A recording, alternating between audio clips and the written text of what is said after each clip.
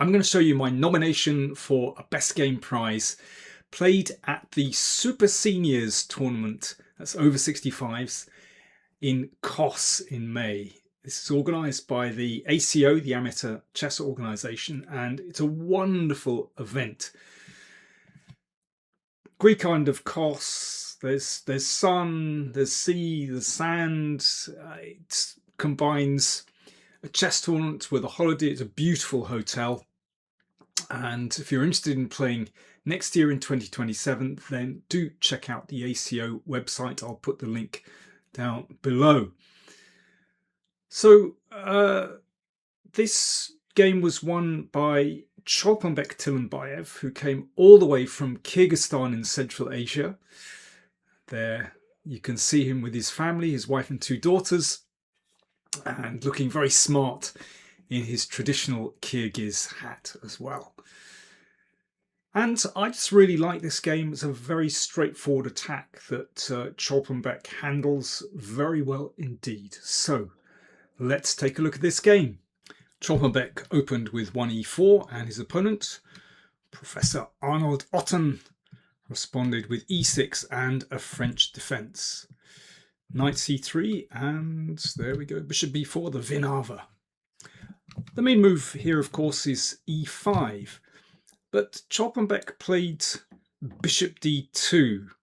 Now, this is an old favourite of attacking players such as Marshall, Alekhine, Keres. It can be very sharp. The main line here is pawn takes pawn and then queen g4. So the queen goes on the attack straight away and white looks to castle queenside. But instead of taking the pawn, Professor Otten played c5, which looks reasonable, attacking white's centre with a pawn. And then I think a good move, a3. So this grabs the dark squared bishop, because if bishop a5, then white will take on c5 and then go b4. So basically black needs to exchange off bishop for knight.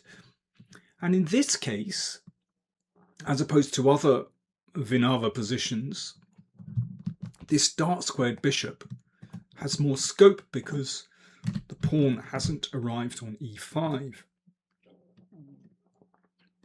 So pawn takes pawn on d4. Now I think queen takes d4 is very tempting to castle queenside quickly. But bishop takes d4, also good. Attacks the pawn on g7. Knight f6. And now Cholponbek goes for e5. So we have a typical French structure. So the knight retreats. And I think because black doesn't have a dark squared bishop, it actually makes it much harder for black to get counterplay on the dark squares. Sorry, that was a misfire. With moves like f6, because then this bishop will be really strong. And, you know, this diagonal isn't available to a bishop or indeed the queen. So I think positionally this was actually a very good decision to close with e5. f4. So yeah, it's quite clear that white is able to secure the centre very, very well. And once you've secured that strong point on e5, then white can turn to attacking. Knight c6, knight f3. So again, it's all about, well, good development, but securing these points. I actually think that black would do best to exchange off that dark squared bishop and perhaps play queen b6. Now white is better, positionally better here. It's a tough defense for black, but I think that would give some relief actually. But castle's played. Now I think c3 is a good move to secure the centre, but bishop d3. And again, I think black should exchange and play queen b6. And that gives some counterplay. But instead f6 played. And then c3. And once white's centre is secured in this way, then I think white is doing very well. And you can see this bishop just kind of streaks down to black's kingside, and that is very, very dangerous.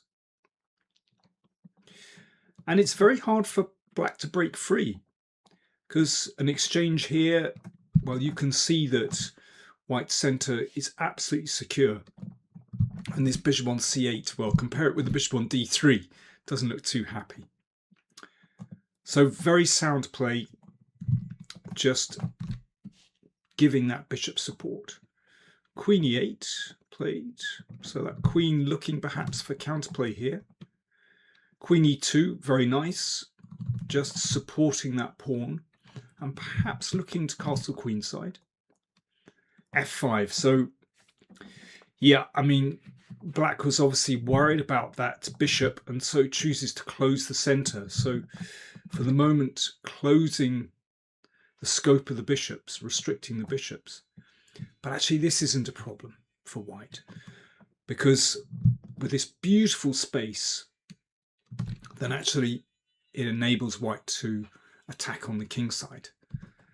And this is a nice move. I think it's good to secure that bishop, to keep the bishop.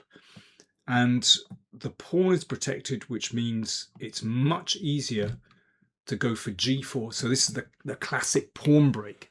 You want to open up the king side. And yeah, black is going to find it very difficult to get counterplay here. I mean, I think the best thing to try to do is play b6 and knight c5 and perhaps move the knight into e4, but it's already very difficult for black.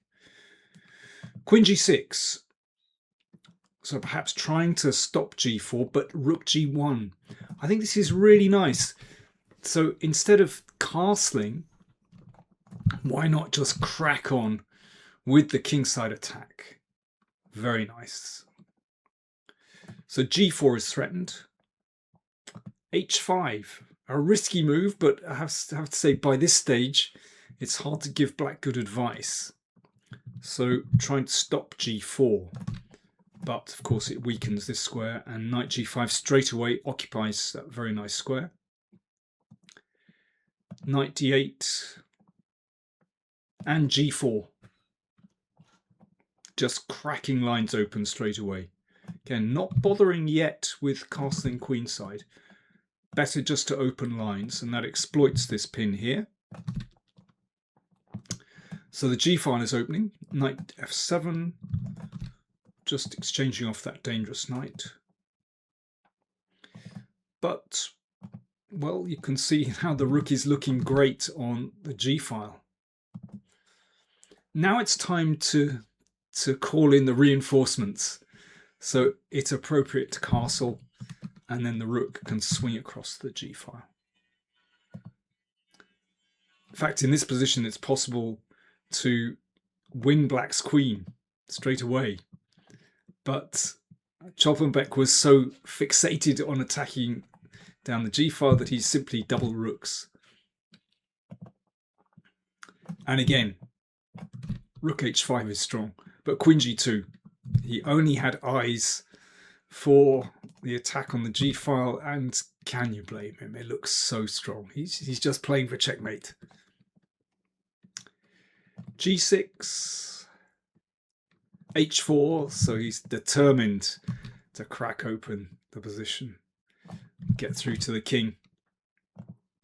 h5 anyway, exploiting the pin. It's too much firepower. It's a lovely cannon. And this is very nice.